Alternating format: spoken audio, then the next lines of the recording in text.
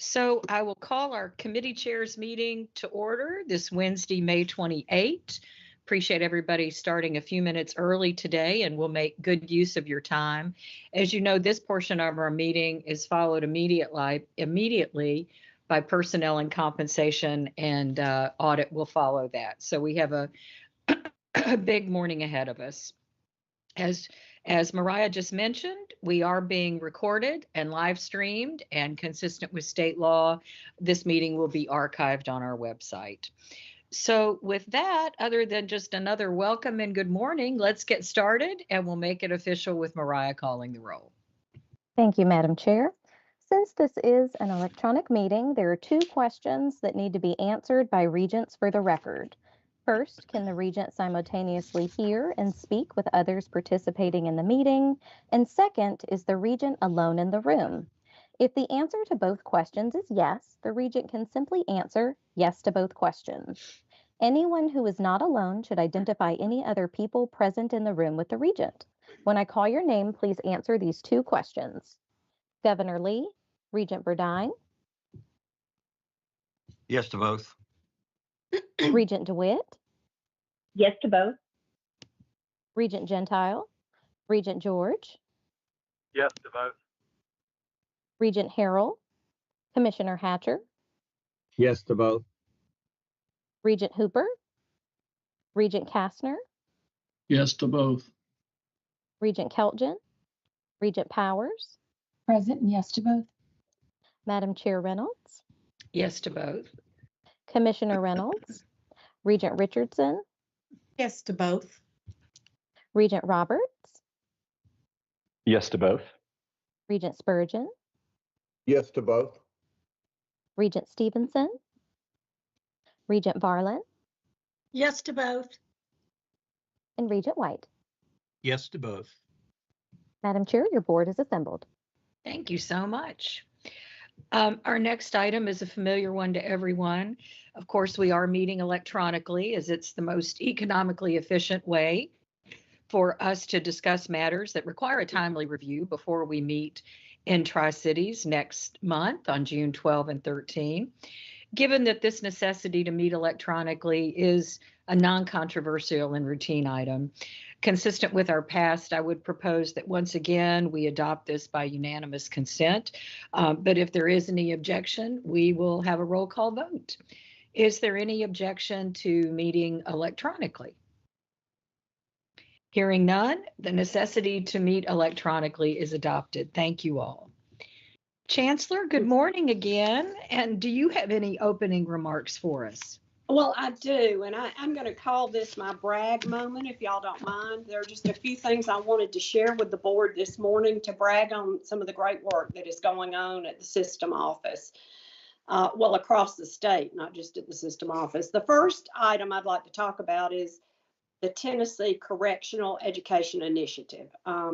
Carol, can you advance it one more? There we go. As y'all know, we've been working with our prisons for some time now, thanks to the dollars that were put into our budget to be able to do that by the governor. Right now, we are in 11 state correctional facilities, offering 9 associate degrees and 27 technical certificate programs. We have been recognized as a national model for the work that we've been doing.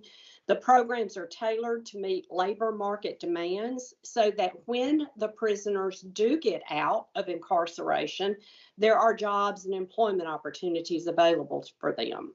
The case study that was done that recognized us as this national model identified Tennessee's TPCC program as aiming to expand high-quality correctional education programs. It highlights the importance of the interagency cooperation, our strong state leadership, and our student-centered practices. Currently, we have about 685 students enrolled in the program. So again, it is going strong. We have had those that have gotten out of prison and gone to work. We have 0% recidivism with this program. So kudos to everybody that is involved in this program, to our colleges, to our system office staff that are making it work. Once again, making TBR recognized as a national leader in this field. Next slide, Carol. The other item, another item that I'd like to mention is that TCAP Pulaski has now earned their VETS Certification Award. That takes us to all 13 of the community colleges and 13 of our 16 of our technical colleges have. TBR institutions have the VET campus designation. These campuses understand the value and the needs of our veterans community. They provide professional development to faculty and to staff about the military culture, administer special orientation programs for our student vets, facilitate mentoring and support programs, and offer extensive information and opportunity for prior learning credit for veterans. The VETS designation is a mark of honor in the community and attracts prospective students as well as potential donors and industry partners for apprenticeship, scholarships, focused job prospects. So congratulations to all 13 of our community colleges and to TCAP Pulaski for being our newest VETS certified campus. Next slide, Carol. Phi Theta Kappa, again, I want to just mention this because they honored 3 of our presidents and 2 of our college administrators with their top awards these past couple of months. Phi Theta Kappa gave the Paragon Award for new presidents to Dr. Jeff McCord, Dr. Carol Rothstein, and Dr. Wendy Tosteson during its annual convention in April. In addition to these 3 presidents, Phi Theta Kappa recognized 2 Tennessee College senior administrators with the Distinguished Administrator Award, Dr. James Barham from Dyersburg State and Dr. Angie Smith from Walters State. The award recognizes college administrators working directly with student leaders to solve problems on campuses and in their communities.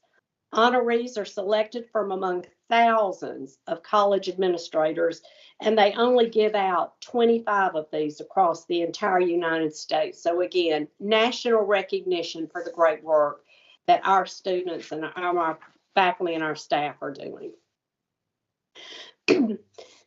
TBR also was honored to have Dr. Heidi Lemming, the Vice Chancellor for Student Success and Strategic Partnerships, win the inaugural NASPE Public Policy Divisional Professional Award. That's a handful.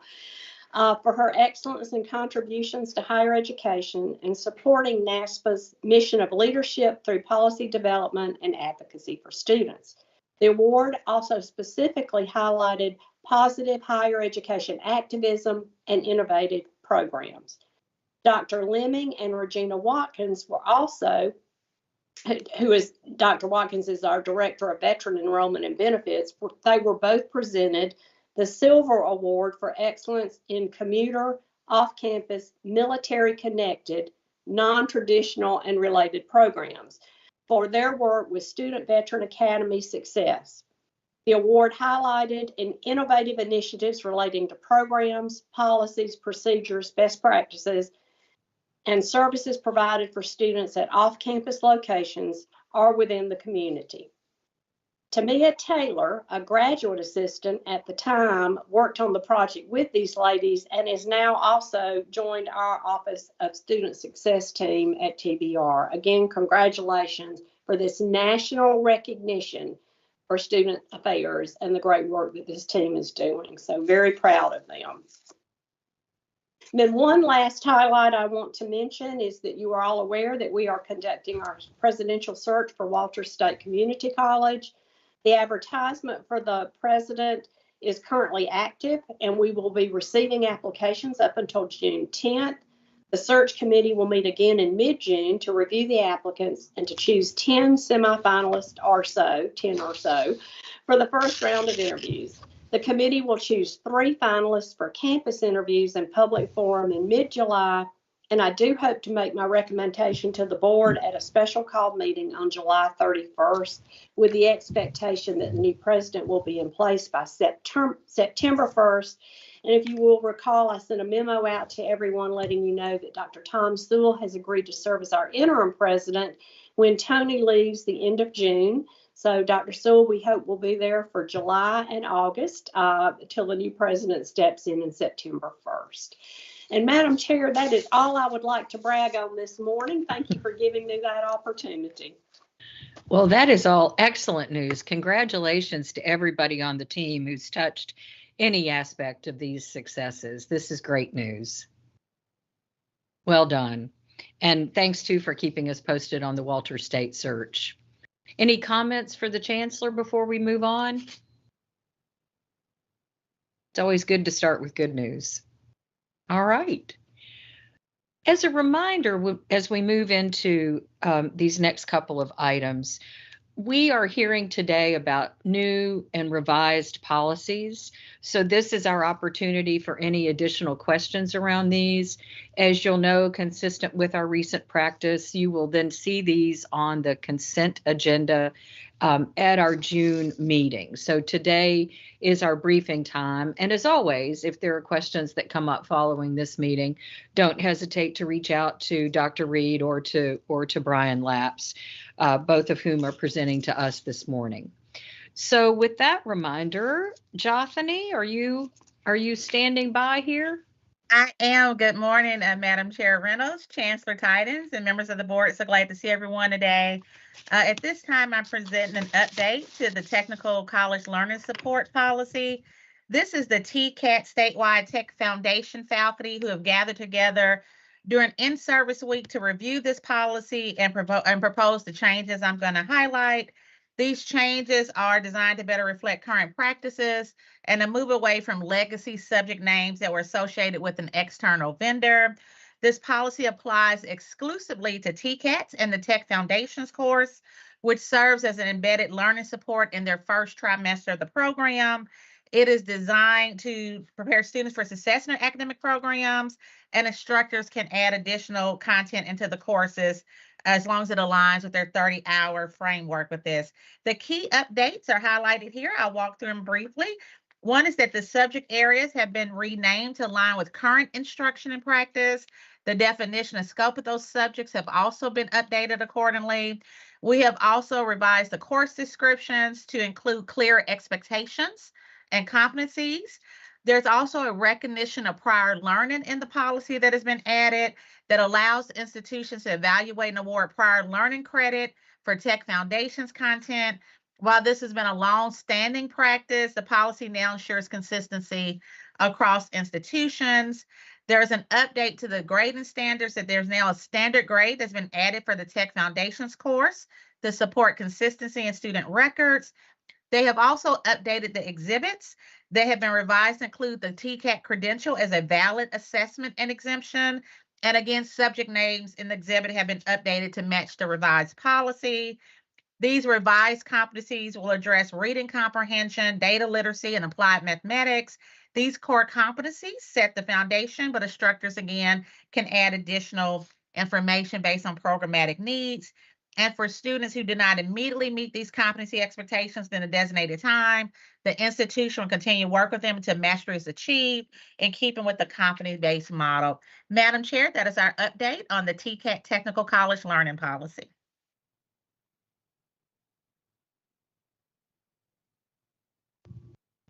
Thank you, Dr. Reed. Any questions or comments for Dr. Reed on this one? Then let's keep going. I think Brian is up next with regard to student organizations. Thank you, Madam Chair. Good morning, and good morning to Dr. Tidings and members of the board. A couple policies are driven by revisions to the law, and that'll be a theme that we go through this morning. This one is driven by a revision to federal law, and the proposed revisions to the student organizations policy implement the Stop Campus Hazing Act, which is an amendment to the Clery Act, which, as y'all know, is basically a consumer protection type of act that largely requires that we provide notice of different things to students and their parents.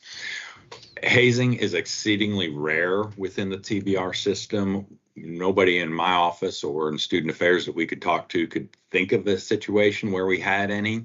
So that's the good news. But we also need to comply. Unfortunately, compliance won't be all that hard to do, I don't think. So the proposed revisions to the policy will meet the Act's requirements that we have an anti-hazing policy that tells people how to report incidents, how the incidents will be investigated, and then identify some prevention and awareness programs and educational programs. The other types of things that we have to do as a result of the act, which are not included in the policy, is that we have to collect and report hazing statistics consistent with other Clery reportable matters. So this will be an issue largely for the police departments with assistance from the colleges. And then if there are hazing incidents, we will need to post on the website updates twice per year starting in December of 2025. And I believe that's my only slide, Madam Chair.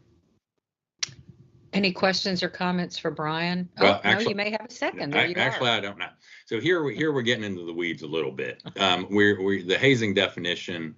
We're fixing a policy issue where the student organization's policy has what I think is probably an outdated definition of hazing that's a little bit broad, and we're matching it with the student conduct and disciplinary sanctions definition of hazing, which is very close to the definition of in the act.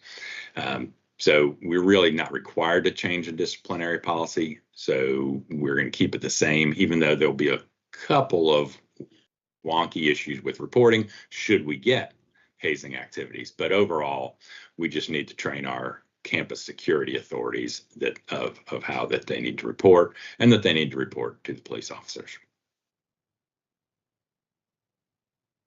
Anything else for Brian on this? All right, and we have all of this material, of course, if you need some more time with it prior to our gathering next month. Brian, why don't you stay up, and then let's move to two revisions and one new policy, please, sir. Okay. This policy revision is to comply with the revisions to state law, which become effective on July 1, 2025, revisions to the Open Meetings Act. The good news is it will allow us to save about 20 to 30 seconds per meeting because we no longer have to establish the necessity to meet electronically. We're just allowed to do, you're just allowed to do that. It will require some slight changes to meeting notices. One thing that will probably need a technical fix that Mariah is talking with IT about is that any member who participates via electronic means will have to be identifiable by name throughout the meeting. So on occasion, we've had people call in and their name has not shown up and it's been a cell phone or other phone number showing up. We'll need to address that issue, but that's one of the changes of the law. And one of the big changes of the law, and this is why we're revising policy primarily, is that if any member of the board participates via electronic means, then we must allow members of the public to request to address the board via electronic means. They don't have to show up in person. I've been here almost 5 years now. I do not recall a request to address the board. So this may be, at least for the while, a hypothetical change, but we'll still need to go ahead and bring the statute into compliance. So the proposed policy revisions in your materials track the requirements of the statute regarding the public comment via electronic means and are largely verbatim with some very minor revisions. There's one additional proposed revision that is not required by the law, and that's to shorten, back up please, wasn't quite done with that one, thank you. There's one additional proposed revision that isn't required by the law, and this one is really to increase transparency. It will shorten the deadline. What is in there right now is there's a 7-day deadline to request to address the board. That means that the deadline runs almost concurrently and sometimes before the meeting materials are published and made available. So by reducing the deadline to address the board or make the request to 3 days, we give members of the public a chance to actually see what we're going to be discussing and decide whether they'd want to do that. So it's really a request or a suggestion to improve transparency and perhaps stave off complaints that our policy didn't give somebody time to address that, and probably address in writing, what we would do normally is if somebody's late, we'll just probably give them some grace, would be my guess as to what would happen. But again, largely trying to comply with law. And that's my presentation on this one, Madam Chair. Thoughts, questions? All right, let's move along. Brian, before we pick up on this policy, I understand that Regent Hooper has joined. Mariah, would you like to pose those two questions to him just to make it official? Yes, ma'am. Regent Hooper, can you confirm that you can hear and speak with us and that you are alone in the room?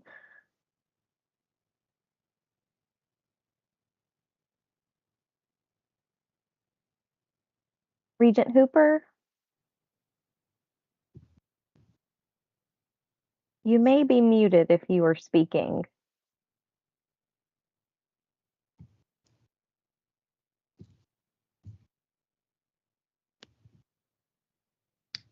Madam Chair, Well, I'll send him a message just to make Okay. sure that Perfect. he is able to hear and speak with us. All right, and then it won't unmute, he says. Let me try to it won't let me unmute him. Okay. Can he put it in Shane, the if you chat? want to try Yeah. logging off and logging back in, sometimes that just fixes it. Yeah. Or if he puts it in the chat, Mariah, is that enough for you to confirm? Oh, here he goes. He's gonna try that. We'll come back. Okay. Okay, why don't we move on then to policy regarding alcoholic beverages, and then we'll return to Regent Hooper. Thank you. Over time, we've seen an increased request to vary what we're doing in practice with what is written in the alcoholic beverages policy. And so one of the major changes in this policy would allow the presidents to decide to permit the serving of alcoholic beverages in athletics facilities, but not in conjunction with an athletics event. So from time to time, foundations want to have fundraisers in there, or perhaps there's a board meeting that's going to be in the gymnasium, and this will allow that to go forward with presidential permission, but without making any kind of exception. So I think it's really a nod to what has been going on in there. While we were in there, we're also cleaning up some materials in sections 1 and 2 just to define, to bring some more clarity to the policy, and also that are designed to conform to the rule that's in effect, because this affects students and the general public. We do have a rule on file with the Secretary of State's office. So somehow over time, our policy got a little out of whack with the rule. So we're bringing it back in. And then the final revision is to recognize that Mahalo State now has a distilling program, and that students are allowed to taste the beverages that they're distilling or working on or fermenting, as long as they don't swallow them. But the law does not allow wine tastings in connection with any hospitality courses, so we can't change that. You can only taste the wine if you're making the wine, not if you're serving the wine. And that's my presentation on that one. Okay. Any thoughts or questions on this? It is hard I know these policies, as important as they are, this is a lot of housekeeping responsibility, and we're grateful for the work on this. Thank you. Do they have to be of legal age to taste it? No, they can be under legal age as long as they don't have, they can, as long as it's part of the course, under the supervision of an instructor, they can be under legal age as long as they don't swallow it. Okay.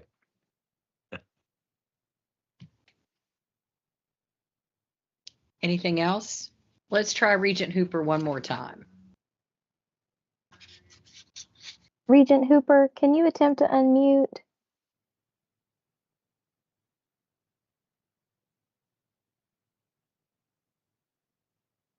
Regent Hooper?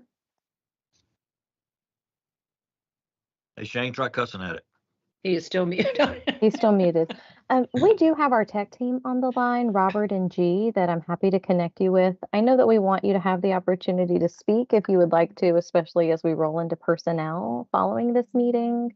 Yes. So Madam Chair, we will work behind the scenes to get his audio issue resolved. Much appreciated. Thank you. And Miles, thanks for the good advice.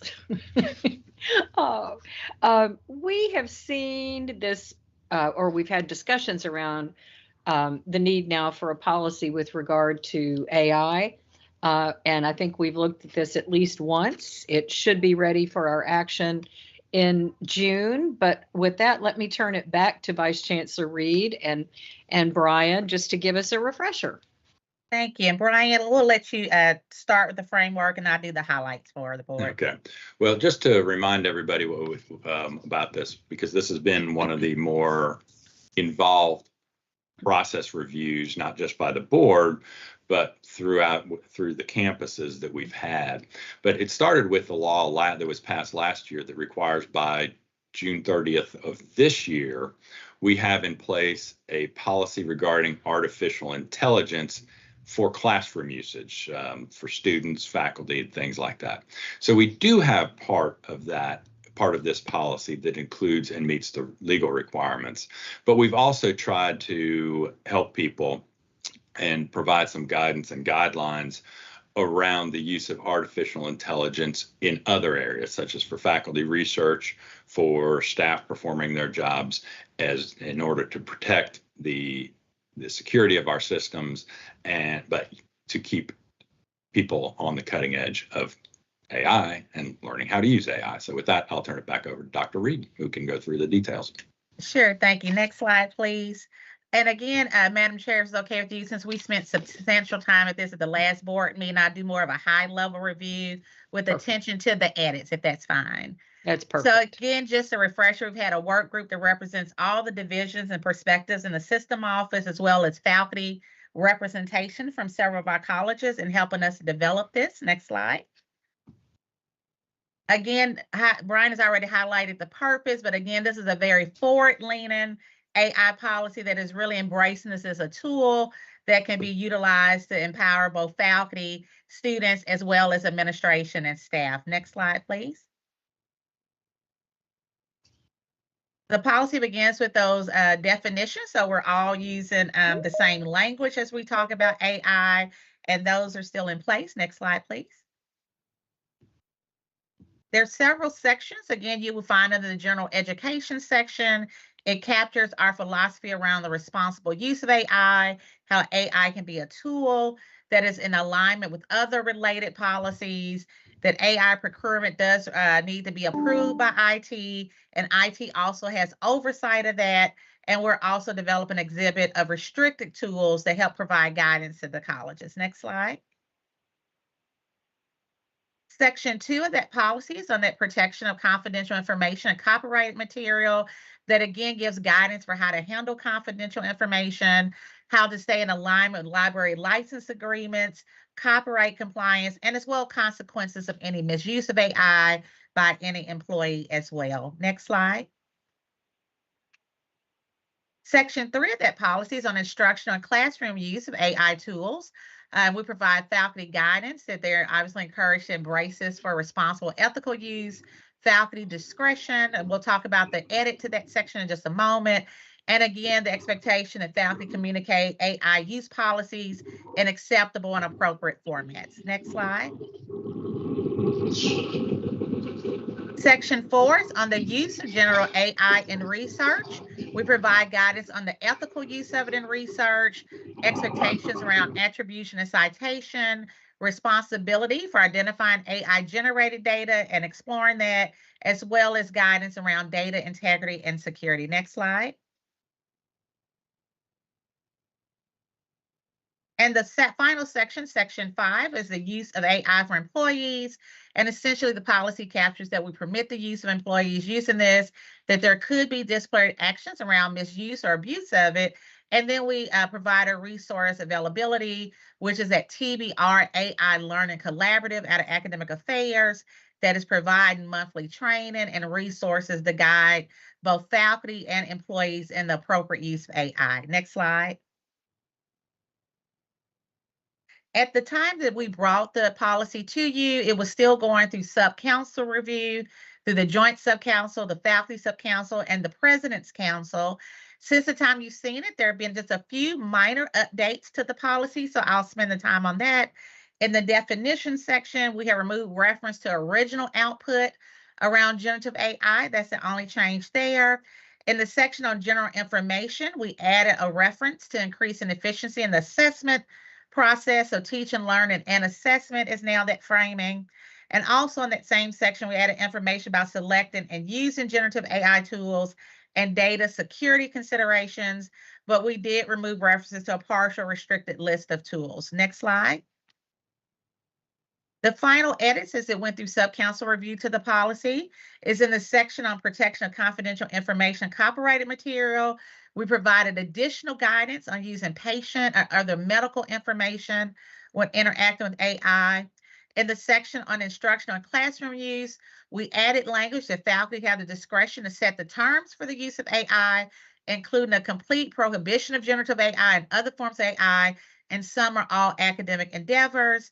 And then in the section on generative use for employees, we added language that employees' use of AI must comply with any ethical or professional standards. Next slide. The policy with this edit went through all of these sub-council reviews. So joint faculty and the President's Council have approved the AI policy as you see it now with those edits. And now I bring it back to you, Madam Chair. Brian, anything to add from your end on this? No, Madam Chair, I don't have anything to add. Okay. Good presentation, Dr. Reed. Let me just ask, how it's obviously had significant reviews. How do we now cascade it throughout the organization? Clearly, the presidents play a significant role in this. Sure. So then the colleges will now align and develop their AI policy in alignment with ours. So that is consistent. We're also continuing probably the more important thing, which is providing training to faculty on how to use AI practices within their teaching and with students learning. So we're continuing to do monthly trainings with hundreds of faculty across the state and providing them resources, giving them the opportunity to learn best practices. And I think that's probably one of the most important things is that consistent training and connecting those faculty who are the early adopters and sharing the ways they're using this effectively for students to learn. Thank you. Anyone else have questions or thoughts on this? It's a big topic.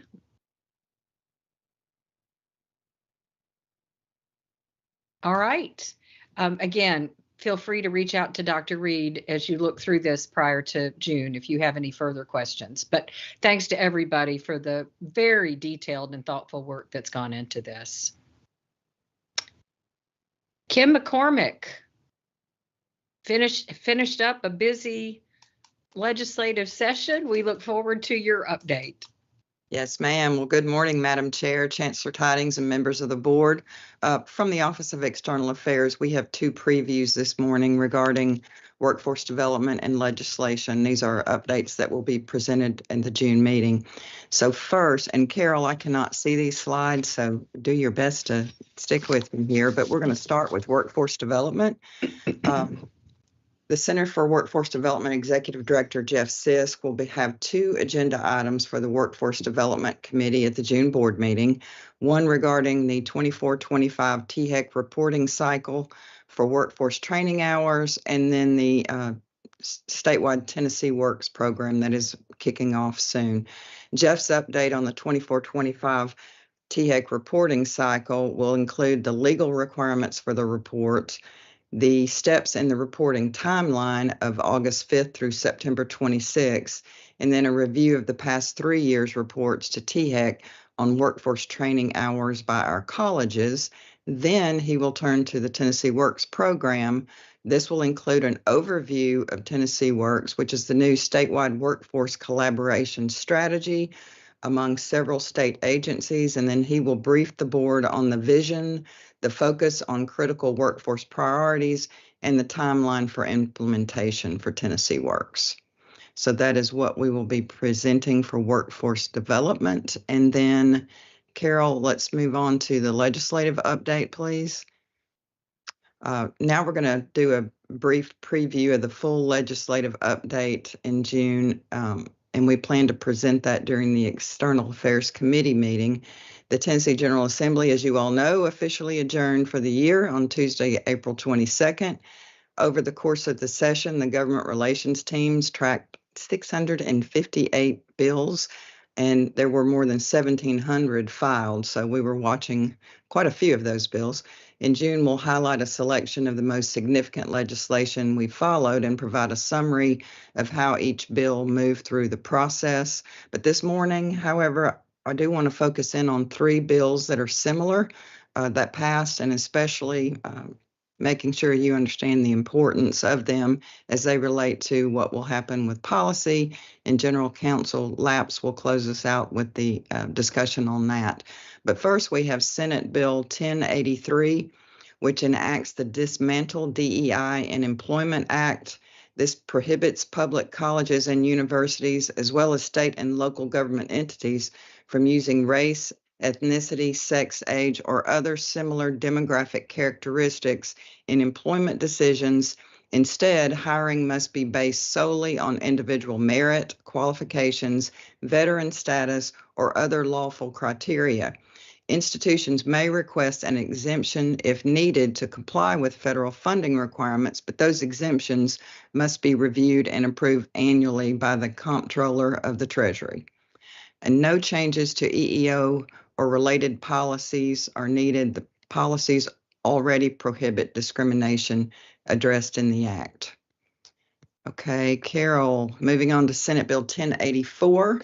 This bill enacts the Dismantling DEI Departments Act, which prohibits public colleges and universities, again, as well as other state and local government entities, from operating offices or departments that promote or require diversity, equity, or inclusion based on discriminatory preferences. It voids any related policies, programs, or mandates unless an exemption is approved by the Comptroller. This is to prevent the loss of federal funding. The Office of General Counsel is going to be making ministerial revisions to the policies. Brian will discuss that in a moment. And these revisions will be conveyed in memo from the OGC's office. And finally, Senate Bill 1209 prohibits public colleges and universities from discriminating against students or employees based on race, ethnicity, national origin, sex, or religion, and explicitly requires institutions to prevent anti-Semitic harassment and discrimination. It mandates that all public institutions incorporate the International Holocaust Remembrance Association definition of anti-Semitism into their conduct and anti-discrimination policies. Additionally, each institution must appoint a Title VI coordinator to investigate complaints and reports annually on anti-Semitism to the Attorney General and the General Assembly. The Office of General Counsel will also be making ministerial revisions to these policies, and they will be conveyed again in a memo from the OGC. So at this point, Madam Chair, I would like to turn the update over to Counsel Lapps to discuss the relationship between this legislation and policy.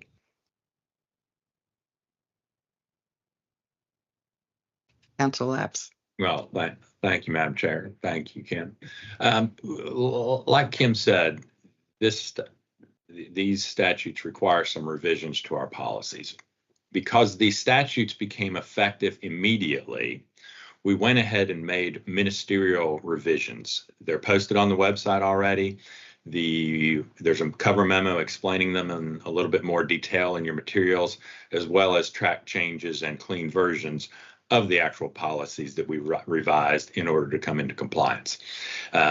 We try not to use ministerial revisions often if there's any kind of significance. For example, the request to address the board policy, because it's not effective July 1, there's plenty of time to take it to the board to make revisions on that one.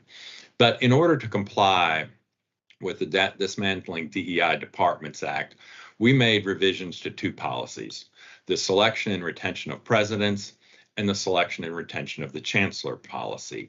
You may recall that those policies had in them requirements for racial and gender diversity in both the selection committees as well as the applicant pools. So in order to comply with the act, we have moved away from that and basically struck that language. We really didn't think we needed to do anything else to comply with the Dismantling DEI in Employment Act or the Dismantling DEI Departments Act, both because in the employment context, we're not, or at least shouldn't be, taking race, sex, et cetera, into account when we're making those hiring decisions. And that's not something that I believe that we have been doing.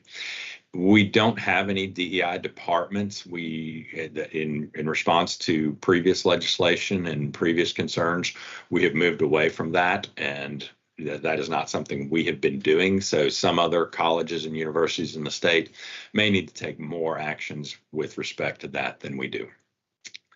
The second set of policies that we've revised, as Kim mentioned, was to comply with the state law that requires that we incorporate into our student conduct policy, as well as our general appropriate EEO policy, the definition that the IHRA uses for a working definition of anti-Semitism.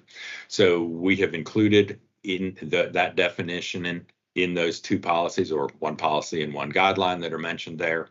This, like some of the other revisions, probably really won't affect us all that significantly, because nobody in my office can remember a time where we have received a complaint of anti-Semitism. And the schools are supposed to, and I believe they do, when they get complaints of discrimination, seek legal advice at the outset. So this may just be another, hopefully, method in compliance that is not really going to be a significant effect on operations, because to date, we don't seem to have a problem with anti-Semitism on our campuses.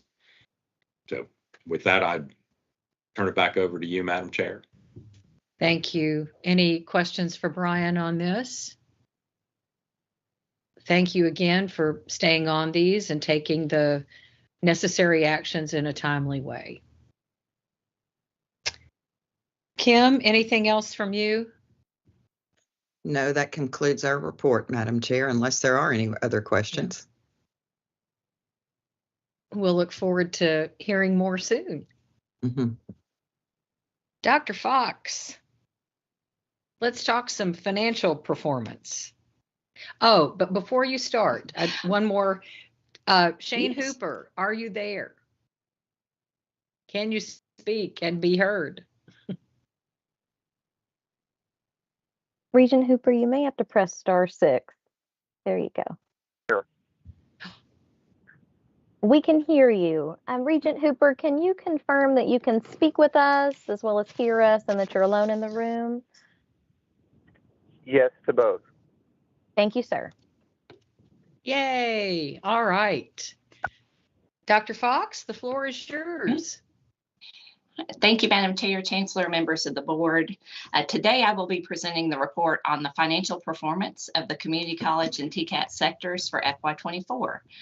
In addition, included in your email materials, you should have received financial performance data by individual college and a copy of the fiscal year FY24 annual financial report for the Tennessee Board of Regents system. Please note that this report includes the consolidated financial information for the 6 locally governed institutions, which are the 6 public universities that are not part of the UT system, 13 community colleges, 24 TCATs, and the system office. Additionally, the report includes financial information for the reporting entities foundations.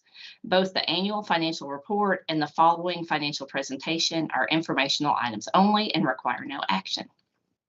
Next slide, please. Next, I will share with you the consolidated financial performance information for the community college sector and the TCAT sector in aggregate.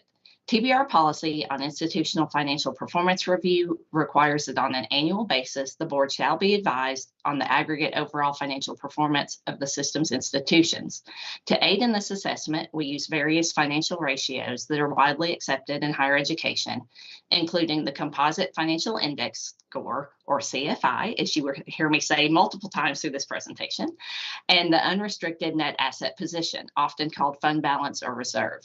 The aggregate results on the following slides include sector average performance levels, the expected or target performance level, and watch levels. Next slide, please. The first chart shows the total amount of adjusted unrestricted net position or fund balance by sector and the change of those assets from FY20 through FY24. You will see the community colleges on the top of the slide and the TCATs on the bottom of the slide. As you will see from the chart, FY24 was a good year for both the community college and TCAT sector. We saw the community colleges return to pre-pandemic levels now that the CARES and HERF funding has been exhausted, and we saw the TCATs continue a positive trend. Adjusted unrestricted net assets for the community colleges increased by about $67 million, while the TCATs increased by roughly $32 million. Additionally, the report tells us that the community colleges have about 12.5 months of unrestricted net assets available when compared to annual revenue, and the TCATs have about 10.4 months available. Anything under 2 months is considered watch level, and 7 months is the ideal level. In TBR staff opinion, this measure of adjusted unrestricted net position is one of the best gauges of financial performance for our institution. It gives a clear picture of how much the bottom line is moving and in which direction. It also gives you some idea of the sufficiency of the fund balance level or net assets. Next, we will look by sector at the various other financial ratios that are used in the Composite Financial Index or the CFI calculations. The CFI is a financial index that is generally used to measure the overall financial health of an institution. I will briefly describe these ratios as we go through each slide.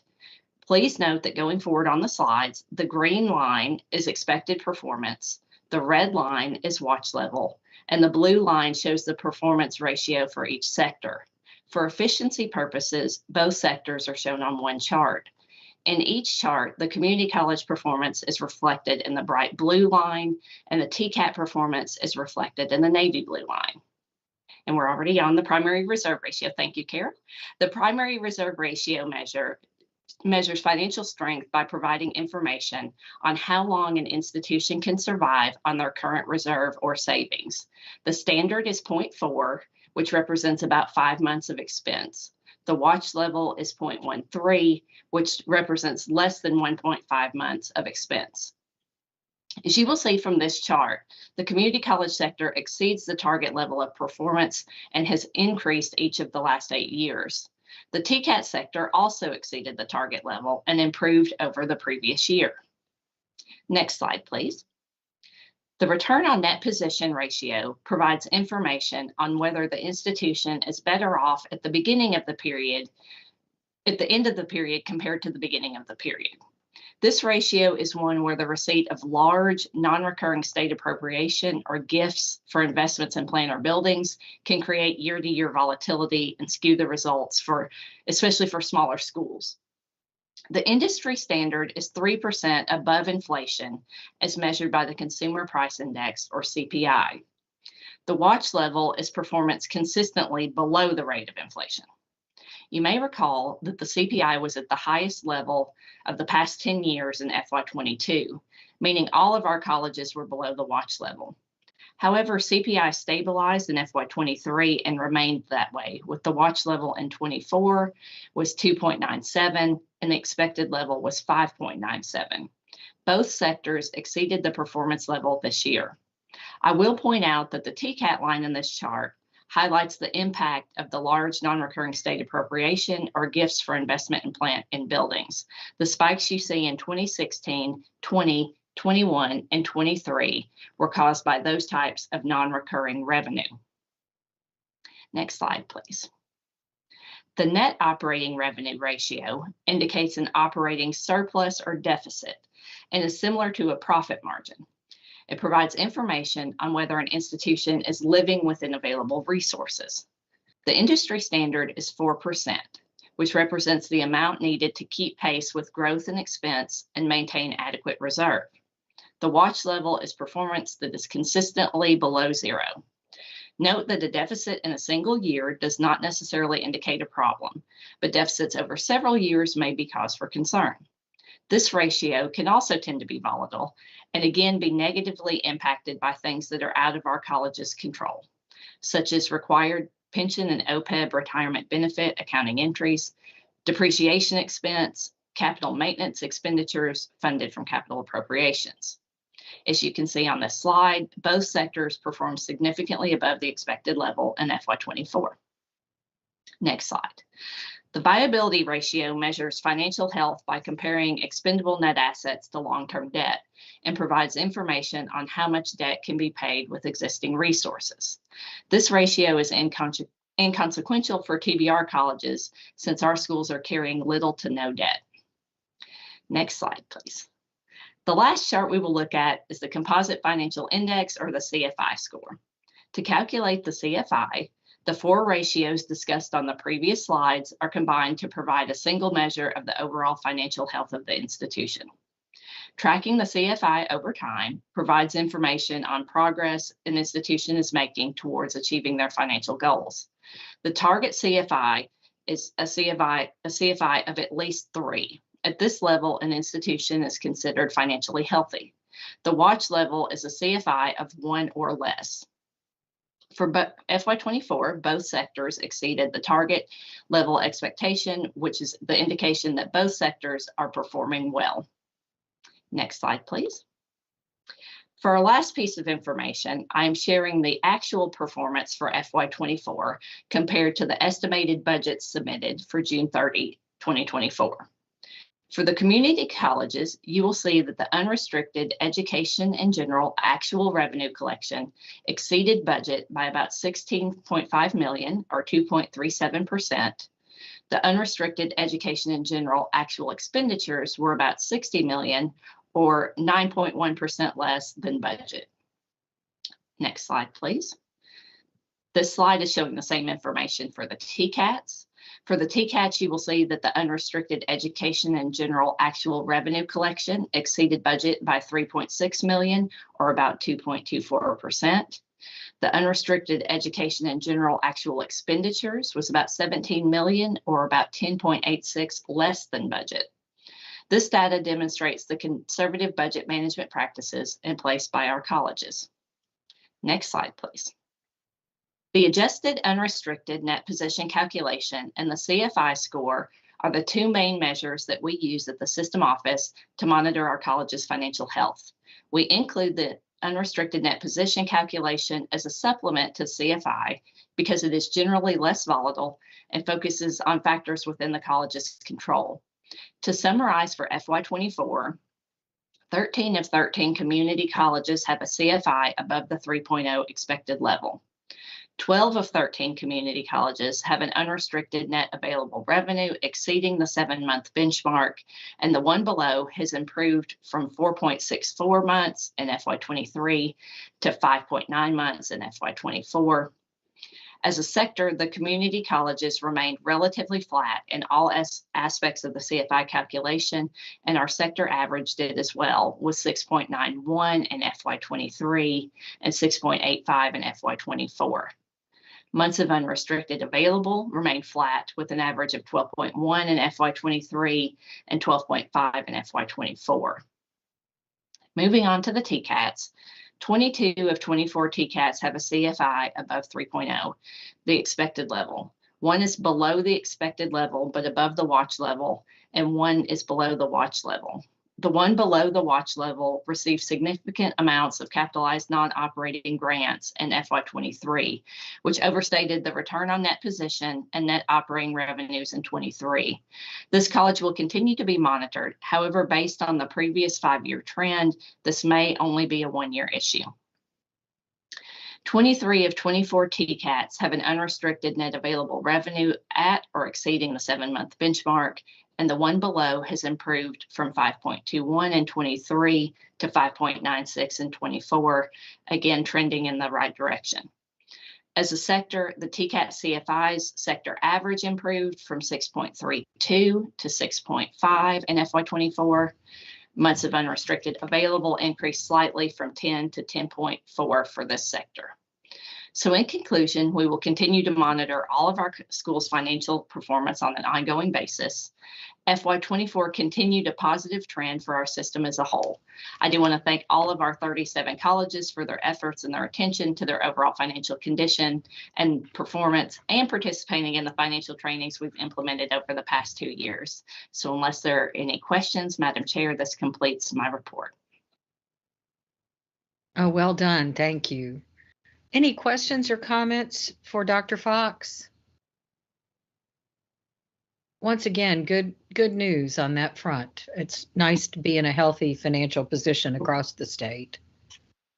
Thank you. And Madam Chair, if I could, I know this Yeah. isn't on the agenda, but I didn't, for the board's information, for a preview for the June board meeting, what I will be bringing are the standard customary items that we normally bring in June. So you'll be seeing the FY25 estimated budgets as well as the 26 proposed budgets, executive incentive payments. We'll be bringing any comp plan adjustments for the state salary, which is a preview for our next meeting. We'll be going over the compensation strategies, and then we'll be bringing any faculty promotion and tenure.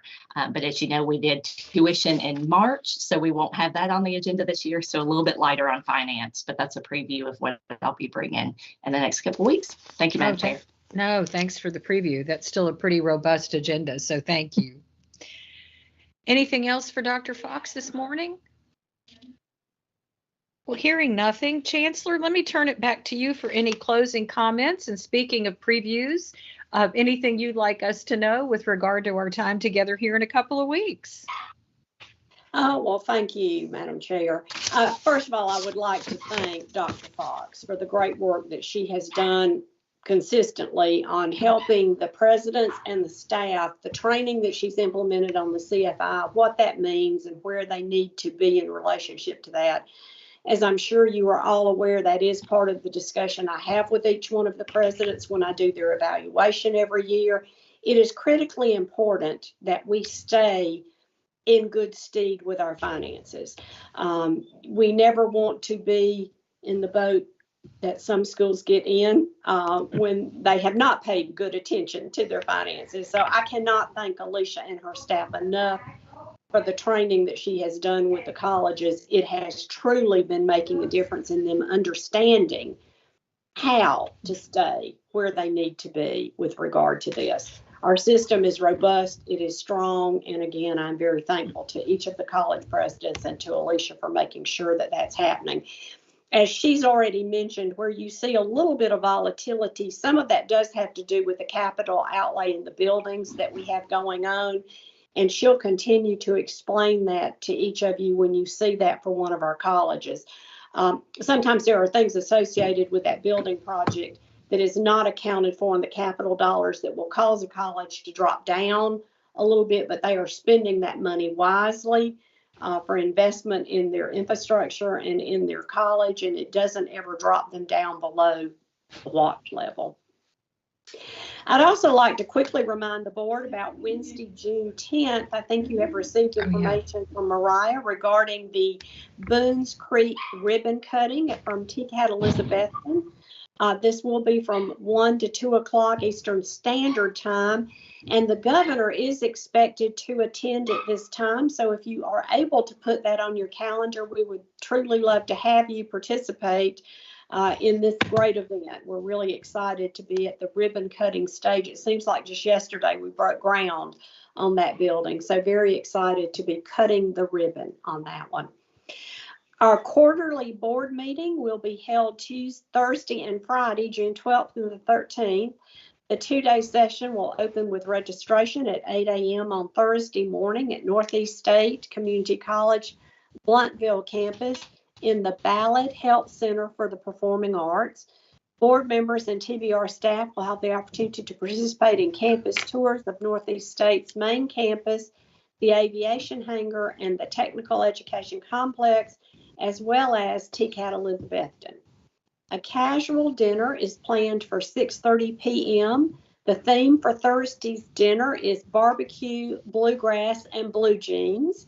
And it will be at the farmers market in Kingsport. So everybody get their blue jeans ready to go. I don't think that includes wife beaters. Regent Verdun. Friday morning, a full breakfast buffet begins at 8 a.m. at the Northeast State Community College Blumpville campus. The Friday morning meeting will begin in the Ballard Health Center for the Performing Arts Theater with a campus presentation at 9 a.m., followed by the full board meeting at 9:30. I want to thank Northeast State and TCAT Elizabethton for hosting the meeting, and we look very forward to traveling to Northeast Tennessee to be there in person with them. Madam Chair, that completes my comments. Excellent. Any questions for the Chancellor? If just a reminder from Mariah, if you haven't already registered for heading east, please do so by June 1. And then, of course, Mariah will keep us all posted on the details. So, but we're looking forward to every aspect of our meeting and time together. Chancellor, thanks again for sharing the updates with us. Madam Chair. Yes, sir. I just want to add that glad to have you coming to God's country up here. And if you want to add to the tour, my office is directly across the street from the farmer's market. Excellent. Yeah. I'm looking at it right now, as a matter of fact. Oh, that's fun. That would be fun to see your office that evening too. So this is going to be, it's going to be a great meeting. It's going to be a great event, and we're excited, Miles. Thank you. Thank you. And thanks to Dr. McCord and the team. I know these are never easy to put together, but we are so grateful. We've actually had some, at least one or two of our staff members been helping to plan this thing. Oh, terrific. That's great news. That's exciting. Good party planners here. Excellent. I can only imagine. This is going to be great. So, well, folks, I don't think we have any further business here for our committee chairs meeting, but don't go away because Regent Powers will need her quorum for personnel, and Regent Burdine, of course, will need that for audit. I, however, am going to go away, if you guys don't mind, and sort of pick up on my sightseeing today. But I don't think we have any further business for committee chairs unless someone thinks differently. Otherwise, I do have a question, though. Yes, ma'am. Just going back to what the Chancellor said that's happening Wednesday, that ribbon cutting. For some reason, I thought that was Tuesday. I'm confused. What time is that on Wednesday, Mariah?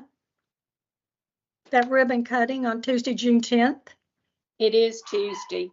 Oh, because you said Wednesday, didn't you? Okay. Okay. But it is Tuesday, June 10th at 1 o'clock. Okay, that's why I couldn't come, but I thought, well, if it's Wednesday, I could. So thank you. Thank you. Okay. Sorry. No, glad. Thank you for asking and clarifying. And that is going to be a good day. So as Chancellor said, there was a lot of energy around this project, and it's exciting to see it completed. Anybody else? Hearing none, thank you for letting me excuse myself a little earlier than usual. I'm grateful for your understanding, and I will turn over the gavel, so to speak, to Regent Powers for personnel and compensation. Thank you, Madam Chair. Glad you were here for the first half, and I'm sorry if my presentation is offending you enough that you have to run off, but I hope you have a great time. Take care. I appreciate you guys. Enjoy your vacation. Thank you. Bye. So I am calling the Committee on Personnel and Compensation of the Tennessee Board of Regents to order. Madam Secretary, please take the roll. Thank you, Madam Chair, and I'm going to let Regent Stevenson in, who's joining for personnel. Wonderful. So since this is an electronic meeting, there are two questions that need to be answered by regents for the record. First, can the regent simultaneously hear and speak with others participating in the meeting? And second, is the regent alone in the room? If the answer to both questions is yes, the regent can simply answer yes to both questions. Anyone who is not alone should identify any other people present in the room with the regent. When I call your name, please answer these two questions. I'll first start with our Personnel and Compensation Committee members, and since this is an electronic meeting, I'll see if any other regents are remaining on the line. Regent Burdine. Yes to both. Regent Hooper.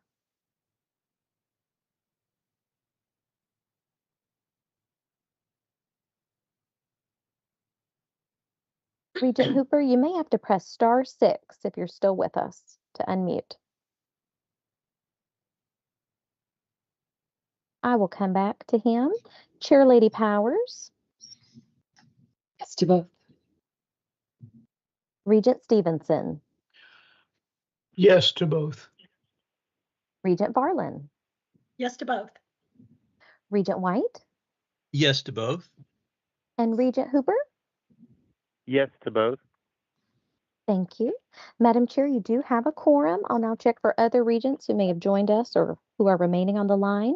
Governor Lee, Regent DeWitt. Both questions? Regent Gentile, Regent George, Yes to both. Regent Harrell, Commissioner Hatcher, Yes to both. Regent Kastner, Yes to both. Regent Keltgen, Madam Chair Reynolds, Commissioner Reynolds, Regent Richardson, Yes to both. Regent Roberts. Yes, Regent- I'm here. I do have my, I'm sorry, I do have my daughter with me. Thank you. And Regent Spurgeon. Thank you, Madam Chair.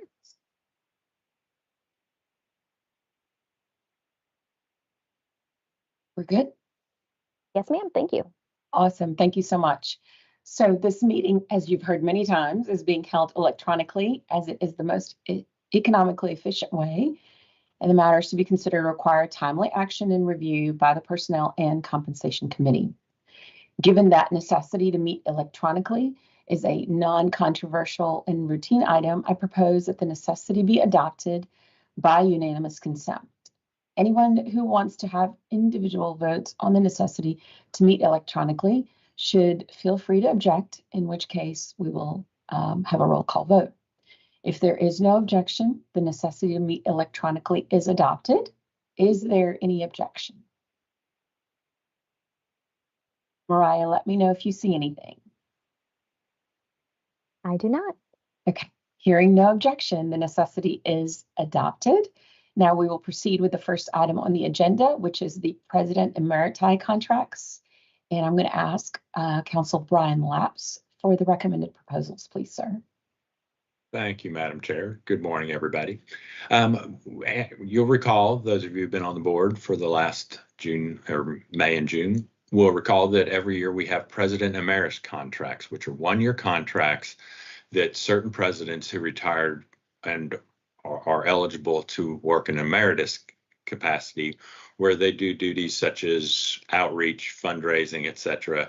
And every year they provide a report to the presidents of those colleges explaining what they have done. This year we have 6, and we will have no more presidents because nobody else is eligible for a president emeritus contract. So in your materials are the emeritus contracts that are proposed for the coming year that are subject to your approval next at the board meeting, as well as a report on what the presidents have done, the former presidents have done in the previous year. Once, assuming you approve it, all this information will then be sent to TCRS, the constitutional officers, as well as key members of the General Assembly. So with that, I'll just see if there are any questions. I'll just make a comment. I had lunch with Dr. Locke about a month or so ago, and he is, he has Parkinson's. I think everybody's aware. He's really struggling. So those of you who know him may want to reach out to him. He's a good man. Thank you, Miles. Thank you. Anyone else have any questions? And if not, Chair will entertain a motion to approve the contracts as presented by Brian Lapps. Move for approval. Thank you, Miles. I think that was. Is there a second? It was. I'll second. It's Tom. Tom, thank you so much. Any discussion? Hearing none. Mariah, would you please do a roll call vote for me?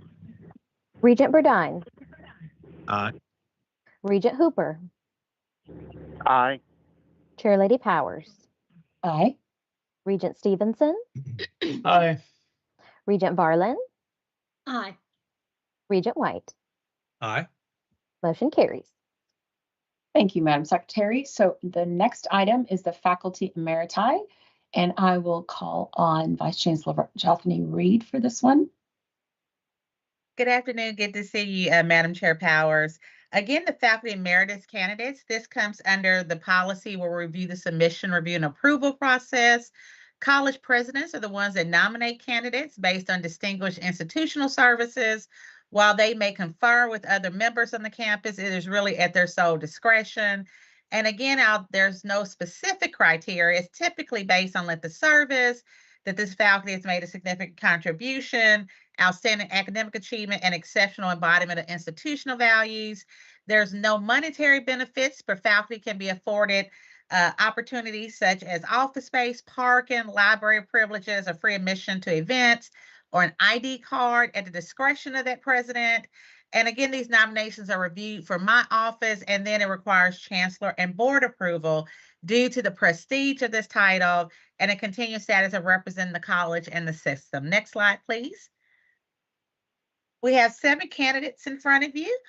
And then I do want to highlight Regent Reynolds gave me the suggestion to add pictures. So this was more engaging for you all. So it's a great chance to actually see the faculty across the state. So the first one we have is Richard Coppings, Professor of Biology at Jackson State for 14 years of service.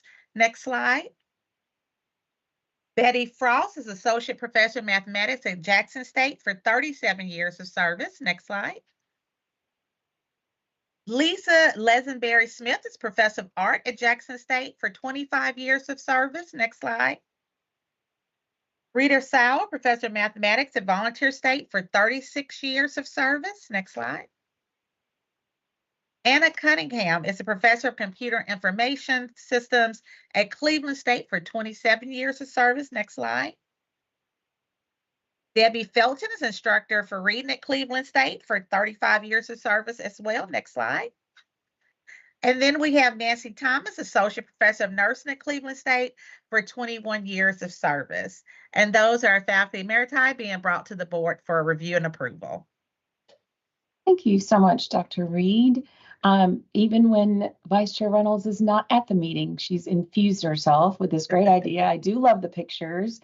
I'm so grateful for the work that these people have done for decades. It sounded like nobody had less than 20 years.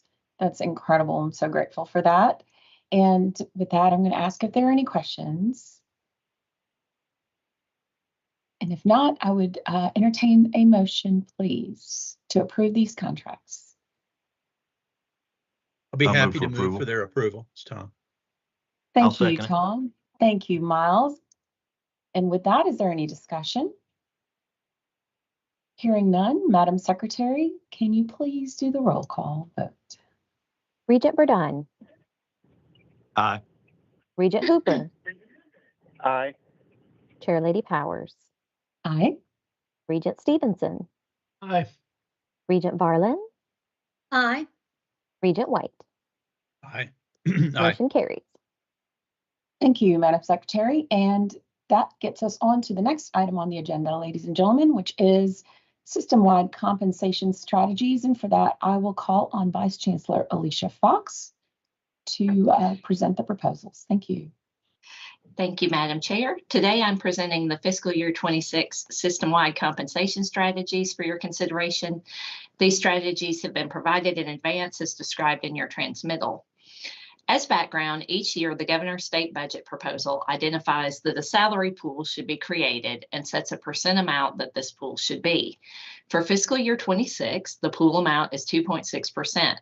State appropriations fund a portion of this pool, generally around 2/3, and our colleges fund the rest through other revenue sources. As we move forward, you can think of these strategies as some guardrails for our institutions around salary pool use. Components of this compensation strategies include 2 parts, the first being salary increases from the 2.6% pool of state funds, and the second being additional increases from local or institutional funds. We'll first review the recommended 2.6% state salary pool adjustments. TBR staff is recommending that at least 1.6% be issued as an across-the-board increase to all unrestricted regular full-time and part-time benefit-eligible employees effective July 1. The remaining 1% may be distributed also effective July 1 as either an additional across-the-board adjustment for all employees, payment on the college's board-approved comp plan, faculty promotions, or some combination thereof. Once the compensation strategies are approved by the Personnel and Comp Committee today, the colleges will be required to submit their individual strategies to the system office staff for presentation at the June meeting for board review and approval at that time. As today, you're approving the compensation strategies, and then in June, I will bring you the actual individual colleges and what they've requested to do. Next slide, please. The second part of the strategies for your consideration are the additional institution or locally funded recurring increases in one-time payments. Locally funded signifies that colleges will be using their own unrestricted available revenue to fund these proposed increases. The recurring request would follow one of the methods that I mentioned on the previous slide for determining the adjustments. It could be an additional across-the-board increase, faculty promotions, comp plan payment, etc. But these will be submitted to TBR staff in the October budget revision and will be presented for your approval at the December board meeting for an effective date of January 1. Non-recurring one-time payments may also be requested at this time, up to a maximum of $1,500 per policy, and follow the same timeline. Being submitted to TBR staff as part of the October budget revision process, but per policy, the chancellor has the authority to approve one-time payments, and any, if approved, would be reported to the board at the December meeting as an interim action item. Chair Powers, this completes my presentation and recommendation for these strategies for approval. I'm happy to answer questions. Fantastic. Thank you, Vice Chancellor Fox. Are there any questions for Dr. Fox? If not, once again, I would entertain a motion to approve these strategies. I'll move for approval. Thank you, Miles. And a second, probably from Mr. White. Sure, why not? How about a second? I love it. Thank you, gentlemen, so much. And is there any discussion? Hearing none, back to Madam Secretary for a roll call vote, please. Regent Burdine. Aye. Regent Hooper. Aye. Chair Lady Powers. Aye. Regent Stevenson. Aye. Regent Varlin. Aye. Regent White. Aye. Motion carries.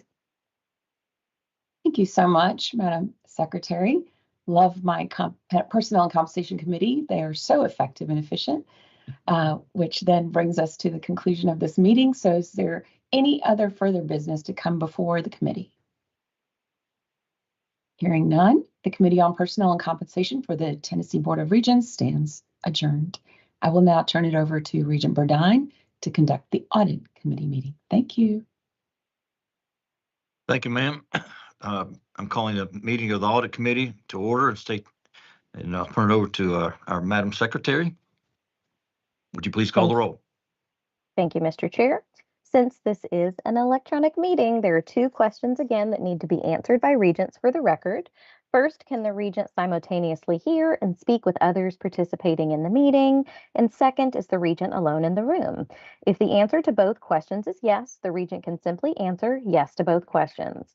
Anyone who is not alone should identify any other people present in the room with the regent.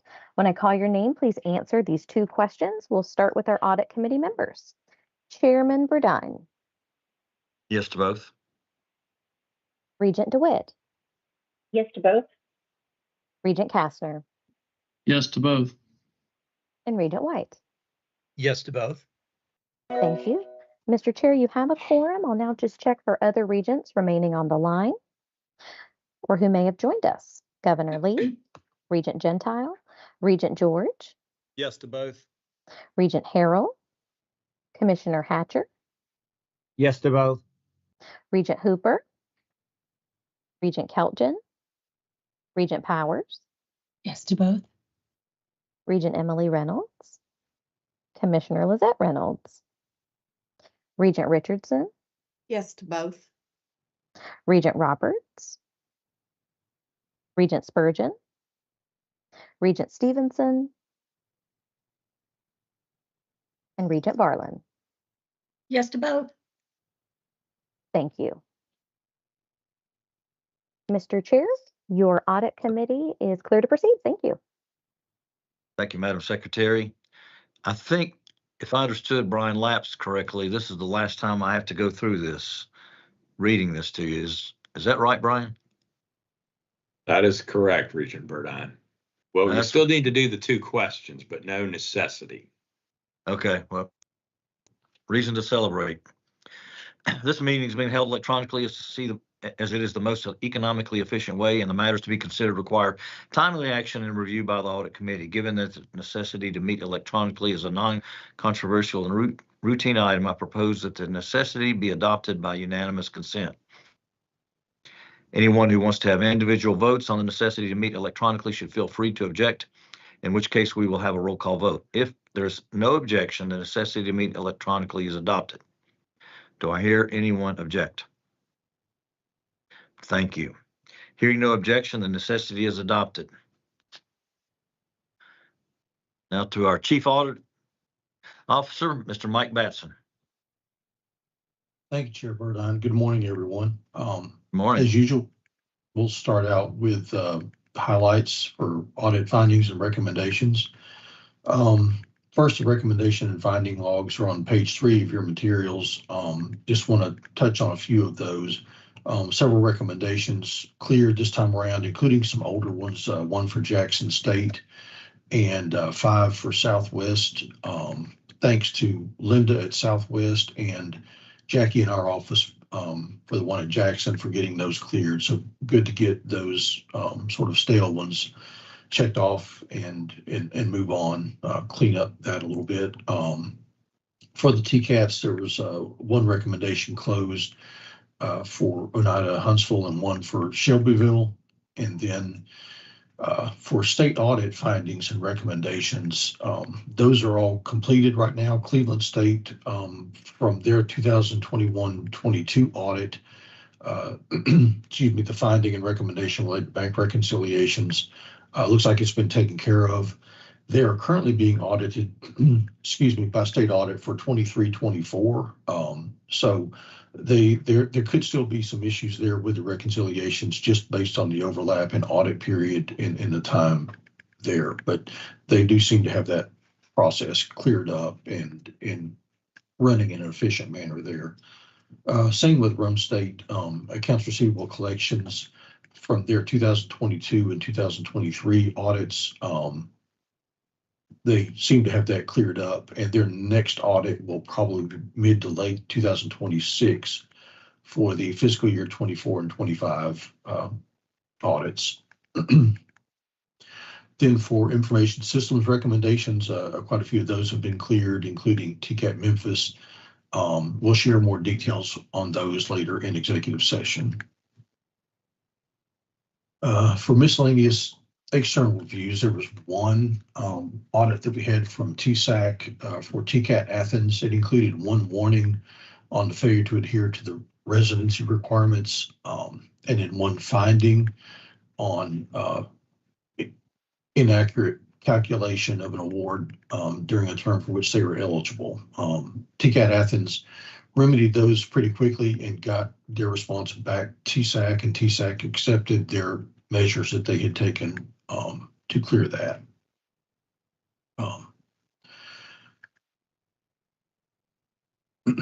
Federal audits, just 1 here that I want to mention, that or actually 2. Rhone State had a Department of Veterans Affairs compliance survey with no findings, and then TCAT Morristown also had a compliance survey from Veteran Affairs with no findings. So congratulations to them for getting those cleared.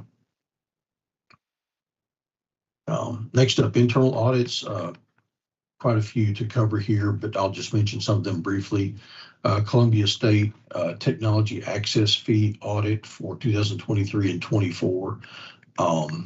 No findings related to that. Pellissippi had an audit on faculty credentials.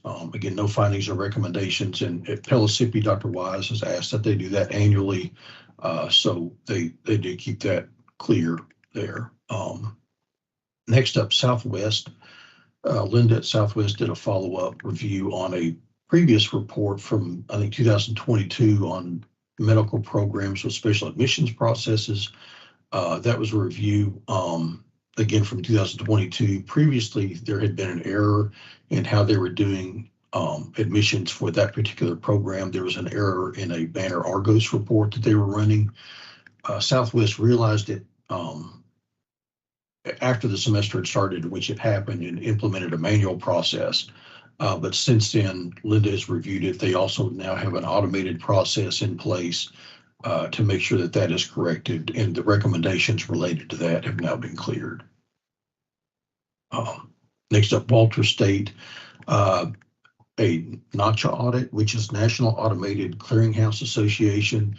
Some banks in East Tennessee require that our internal auditors do that. It's basically credit card processing and security to make sure that they meet the standards required for that industry. Again, no recommendations there. TCAT Hartsville, TCAT Morristown, and TCAT Northwest had internal control audits.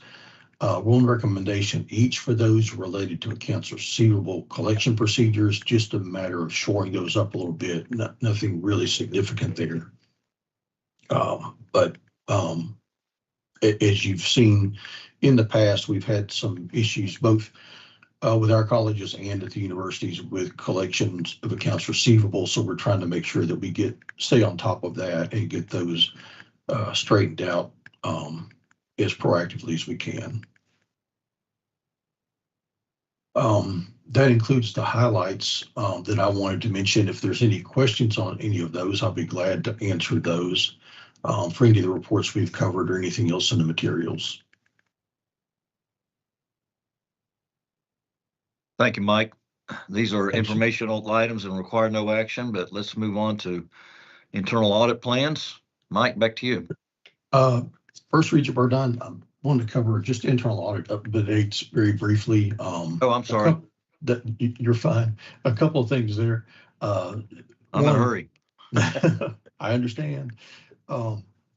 Internal audit open positions still open at Cleveland and Motlow.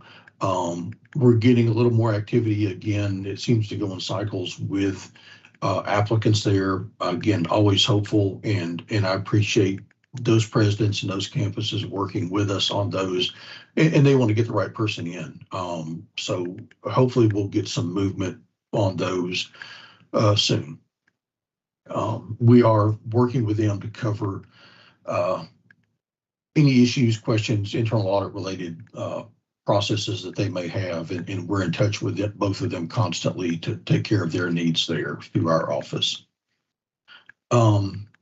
Next up, fraudulent student applications. I know this has been a recent topic of conversation, and I understand that Chancellor Tidings will be addressing this in some detail at the board meeting next month, and don't want to steal any thunder there from her on that, but was asked to cover this a little bit briefly here. As you're aware, across the country, there's been some widespread increase of fraudulent college and university admissions applications. While that has been sort of the case across the country, those are more bot and AI generated attacks. We've been fortunate that we have had very limited experiences with the fraudulent applications, and those seem to be primarily from individuals stealing someone's identity and trying to get in with very limited success. I won't go into a lot of detail here. I know Chancellor Tidings will be covering it later. But so far we've only had one instance, and that was very recent, of one of those applications getting through and someone getting money. And we're working with the campus on that also. Part of what we're doing well, I think, is our admission staff are doing a great job in reviewing credentials on the front end and noticing abnormalities there. That helps. But also our filtering through our centralized application process has helped. The company we use there does a good job, it seems like, of filtering those bad applications. But again, we're working with student success, IT, campus police, and other law enforcement agencies to make sure that we report as needed, and that we're developing different strategies and tactical approaches to keep it from getting worse and keeping it from happening in the future. We've got a working group of college representatives, student success, our office, and I believe IT are going to be meeting later this week and early next week to discuss more strategies there. But wanted to provide you a brief update on that. And that's sort of where that is right now. If there are any questions on that, I'll be glad to answer those. Next up, university updates. As normal as state audit issues reports on the LGIs, we want to cover those. First, the audits with no findings. Austin P, ETSU, MTSU, Tennessee Tech, and University of Memphis all had no findings, so congratulations to them for that. One university did have findings, of course, TSU, with 15 findings. That included 7 repeat findings from up to 1 to 8 audits. Won't go into a lot of detail there. I think you'll probably receive that report. If you don't have it, we can get that to you. Normally, as part of this process, I will cover just very briefly each of the findings, but I think in this case, finding 1, it really provides an overview of the issues that are noted in the other findings related to the lack of management oversight, allowing a breakdown of controls that allowed errors. But rather than going through the 15 findings there, if there are any questions, I'd be glad to answer those. But wanted to cover that briefly for you. Hey, Mike, it's Tom. Yes, sir. Just a question about how much of your time and the staff's time you're putting into Tennessee State. Is that improved, or where do you stand on that? How much time are you allocating to that? We'll cover that a little bit more later. But to answer your question, for my office, really not a huge amount of time for us for internal audit. Vice Chancellor Fox and some of her staff, I think, are spending quite a bit of time there, helping them establish those controls and get things underway. We'll have her on a little bit later to kind of cover that, but we And just Mike, sort of monitor. I'm sorry. Mike, I'll just jump in for you for a little bit. Sure, thank you. Dr. Fox, Alicia, and Valerie are still spending a huge amount of time there. And Dr. Fox is going to go into the MOU that we are going to sign with them for us to continue to do that with the financial end. And then, of course, Dick Tracy, because we are responsible for their facilities, he and his team are still spending a great deal of time there because that's business that's been going on as usual. But Alicia is going to go into kind of detail about the MOU and let you know what we're agreeing to. The comptroller's office and the commissioner of F&A have been involved with us to help arrange that. Okay. I meant to ask her the other day when we were talking, and it slipped my mind, so just checking. Thanks. Chancellor, do they have a new president yet? They do not. Dwight has agreed to stay on for another period of time, which is a good thing until they can get everything stabilized. It's really difficult to look for a good president when the college is not in good shape. Yeah. So I'm so thankful that he has agreed to stay and continue. He's doing a wonderful job trying to get the ship righted. And, he has quickly recognized where some of their problems were and is working very diligently. Alicia is actually meeting with their leadership team once a week. So she is sitting on the leadership team staff and helping them in many, many ways at this point. Is Takasha Winton still the board chair? She is. She is. Okay, good. She sure is. Thank you, Chancellor. Chair Burdine, this concludes my informational report. Okay, now back on track. But we're still going back to you for internal audit plans, Mike. Thank you, Regent Burdine. Due to vacancies for Cleveland and Motlow, as we mentioned earlier, revised audit plans are not included for those institutions. There's only a few significant revisions, with 16 added items across the system and 19 removed items. Again, these are based on scheduling, availability of personnel for audits, different things like that, as well as investigations and requests from presidents that come up and may replace things that are on the audit plan. Nothing here that gives us concern in anybody being deviated from their plan inappropriately or anything like that. I think everyone is on point. I do want to know that in your materials, the Jackson State plan looks differently because of the new auditor there, Ben Frederick. So his is a sort of an initial plan rather than a revised plan as the others, and that's why that one looks different. I do want to point out, I know some of you may notice that there's some errors, I think, in some of our calculations. Don't really change anything, but we are getting that corrected. In some of the cell formulas, there was some tweaks there that we need to make. Apologize for the error on a couple of those, but we're getting that straightened out. But again, time budgets and everything, everyone seems to be on point there. Routine changes in the plans. If there are any questions, I'll be glad to answer those on any of the revised audit plans. Are there any questions? Chair Burdine, this completes my report on the revised audit plans for fiscal year 25. Thank you very much. So we'll need to do a roll call vote. Do we have a motion? So moved. Thank you. Second. Deanne? And second. Yeah. Thank you, Tom. Yeah. Any discussion? Madam Secretary, please take the roll. Regent Burdine, Aye. Regent DeWitt, Aye. Regent Kastner, Aye. Regent White. Aye. Motion carries. Thank you, ma'am. Mike, back to you for internal audit charge. Thank you again, Regent Burdine.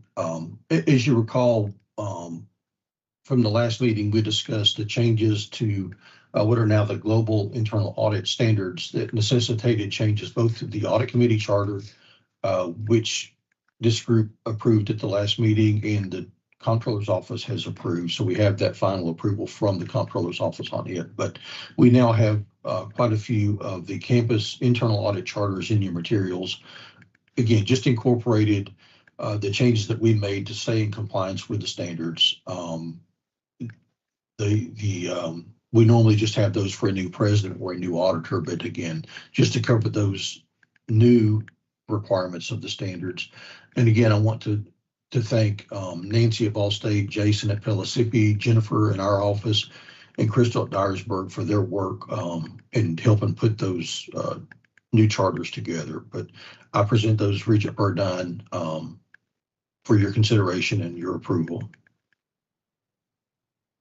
Thank you, sir. This section does require a roll call vote, another roll call vote. So do I have a motion? Yeah, move for approval. Okay, I guess that was Deanne for moving for approval. And Tom, you do a second, please? Sure, I'll handle the second there. Thank you. Any discussion? Hearing none, Madam Secretary, back to you. Chairman Burdine, Aye. Regent DeWitt, Aye. Regent Kastner, Aye. Regent White. Aye. Motion carries. Thank you. This concludes the agenda for the public session. Unless anyone has any further business to come before the committee, public. Regent Burdine, I'm sorry, sir. Did I skip something? The budget, item 2C. Oh, okay. Golly, I'm sorry. I'm way off today. Yeah, go ahead. Regent Burdine, in your materials, as our system-wide internal audit office budget, we've worked with business and finance, and Alicia and her group, Dr. Fox, are always very helpful. And this one it's a little bit like Christmas for me. I feel like a kid in a candy store, but I do want to note that we did receive approval for a new position in our office. We're looking at that right now. We had requested money for that. We got that. We're looking at adding probably an investigator or auditor to our office as we speak. But I can't say how much I appreciate both Vice Chancellor Fox and Chancellor Tidings, as well as Valerie Greenwood for approving that new position for us. I feel like a kid in a candy store or kid at Christmas, getting that, that'll be very helpful. But that is the main point that I want to bring up for our budget. Everything else is really just cost of living increases from the prior year. Operating travel are essentially the same as the prior year, but do want to point out and express my thanks for that addition to our budget. Chair Burdine, that completes my report on the budget, unless there are any questions. Thank you, Mike. And by the way, I was on a call with a family that's probably going to be moving here, and he's a retired investigator for the FBI. So I told him about you're constantly looking for people. So if he moves, I'll holler at you. It sounds like good experience. Thank you, sir. Get some more candy in your. Yes, sir. And I apologize for being. I'm getting all kinds of texts from a contractor who's at my house right now. So anyway, this action does require roll call vote. So can I get a motion to approve? I'll move for approval. It's Tom. Thank you, Tom. Thank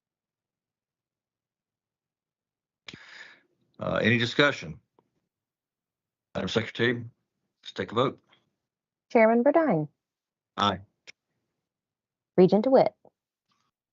Aye to Mike being a kid in a candy store. Sounds great. Regent Kastner. Aye. Regent White. Aye. Motion carries. Thank you, ma'am. So this concludes the agenda for the public session. Unless anyone has any further business come before the committee, the public portion of this meeting stands adjourned. And then thank you for your time. Public session is concluded. Board members, board officers, and key audit personnel should have received information to join the executive session virtual meeting. See you in a minute.